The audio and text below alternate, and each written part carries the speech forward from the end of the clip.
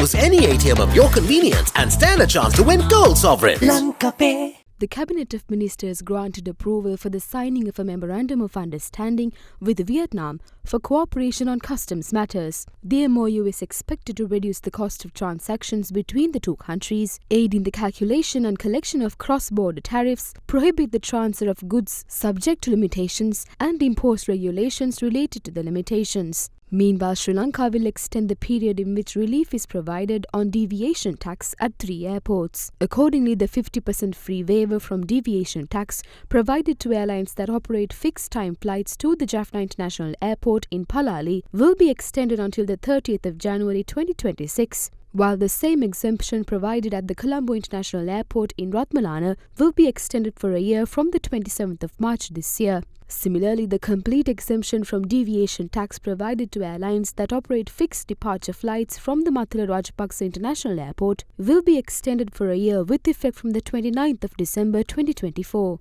In the meantime, it has been decided to supply discarded paper from government institutions to the Walai Chennai paper mill. Accordingly, discarded paper from the government press, State Printing Corporation, Election Commission, all state universities and all ministries and departments are to be provided to the mill free of charge, while waste paper from other public corporations, boards, statutory boards and all other government-associated institutions are to be sold to the mill at concessionary prices. Meanwhile, the procurement process to rent 2 80-ton bollard pull tug vessels for the Port of Colombo will be terminated upon request from the Sri Lanka Ports Authority. Instead, a new procurement process will be initiated to rent 2 70-ton bollard pull twin azimuth stern drive harbour tug vessels for the new terminal operations that are slated to begin mid this year. In the meantime, the contract to construct the 220 kilowatt Anuradhapura New Habadana transmission line will be awarded to MS Silex Engineering Private Limited. Meanwhile, the draft amendments to the Code of Criminal Procedure Act No. 15 of 1979